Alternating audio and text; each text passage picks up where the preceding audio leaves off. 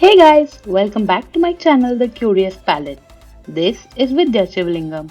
Subscribe to my channel if you haven't already done that or if this is your first time here. It's been 5 years since I bought bread from a store. Once you make them at home, trust me, you will never buy one ever again.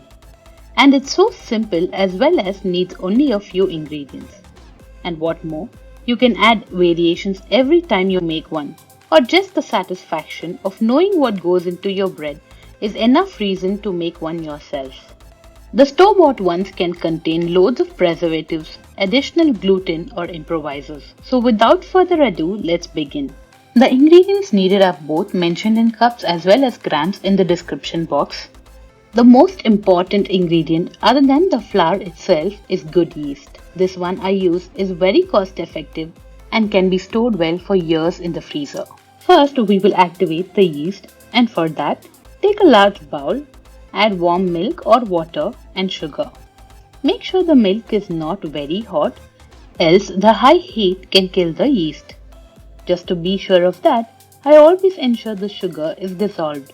So even if the milk was hot, by the time you mix and dissolve the sugar, the milk will be warm enough. Next, add the yeast and mix it well. Set it aside until the yeast is activated. Sugar is the food for the yeast, so don't skip it. You could always replace it with honey, jaggery, or any other sugar replacement. You could also reduce the amount of sugar. If the yeast is not activating, make sure to discard it and start afresh. Try and use active dry yeast. When you use instant dry yeast, you add it directly to the flour, and if it was dead, then you end up wasting all the ingredients. While the yeast is activating, mix the all-purpose flour and salt. If you would like to see my recipe on whole wheat bread, which is slightly different from this one, let me know in the comment section below. When the mixture becomes foamy and bubbly, you know the yeast is activated. Once the yeast is activated, add the flour and salt mixture and mix them well with a spatula or a spoon.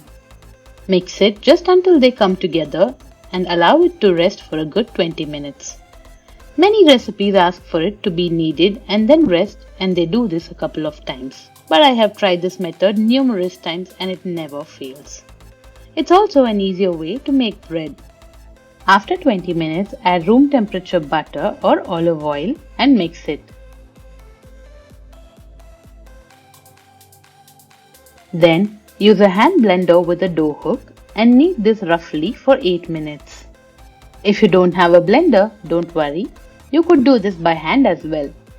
It will take you a little longer for sure, but it's not that hard.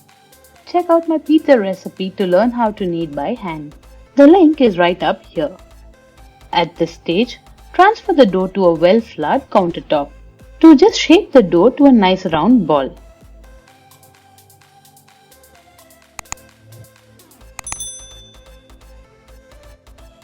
To check for doneness, just stretch a small portion of the dough until it's translucent and it doesn't tear while doing so.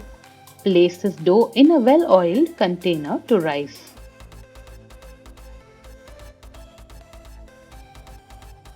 Cover it with a cling wrap. I prefer this to a kitchen towel as it does not stick to the dough. Set this to rise to double its size in a warm and cozy place. If it's too cold where you live, preheat your oven to 40 degrees Celsius and turn it off. Now place the dough in the oven to rise. Remember to close the oven door. Prep the bread tin by spreading a good amount of butter on all sides so the bread can come out easily once baked. Once it doubles in size, punch the dough to release all the carbon dioxide. Transfer the dough to a well-floured countertop. Roll the dough and flatten it with a rolling pin or by hand. Roll this to a log form. While doing that, make sure to pinch the open end to the dough and seal it well. Place the log-shaped dough in the bread tin and press it lightly just to make sure it is even on all sides. Cover the tin with a cling wrap lightly and allow it to rest and proof for one last time until it rises to double its size. Based on the size of your bread tin, this may or may not rise above the tin. So only make sure it's double its size and don't bother about anything else. In a preheated oven at 170 degrees Celsius, bake the bread for 30 to 35 minutes. If you like it well toasted on the sides, go for 35 minutes. I baked mine for 30 minutes. Also, if the bread is burning or browning a lot and not cooking enough, then after 20 minutes or so, you could place a crumpled aluminium foil over the bread and bake it for the remaining time. Also, the time can vary slightly based on the oven or where you place the bread in the oven. So to make sure the bread is cooked thoroughly, tap it a couple of times and see if it sounds hollow. If not, bake it for a little longer. Remove the bread from the bread tin and place it on a wire rack. Check for doneness. A thoroughly cooked bread will sound hollow, just like the one shown here. If it does not sound like this, place the bread back in the tin and bake it for a few minutes. And while the bread is still hot, apply an even layer of butter or olive oil over the bread on all sides. Allow the bread to cool down on a wire rack completely before you slice it. Use a serrated knife to slice the bread.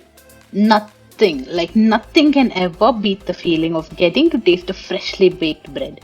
This is the best part of baking your bread. Check out how soft the bread is. It does not break apart while slicing and is super light and fluffy. With this recipe for making bread and by following all the steps correctly, you will never face any issue and will get a perfect bread loaf every single time. I hope you guys try this recipe for a safer bread, especially considering how often we use bread or that we serve it to our kids. It's best to not buy one from the stores, which usually have either misleading or missing information. Give this recipe a thumbs up if you liked it. And for more such amazing recipes, subscribe to The Curious Palate.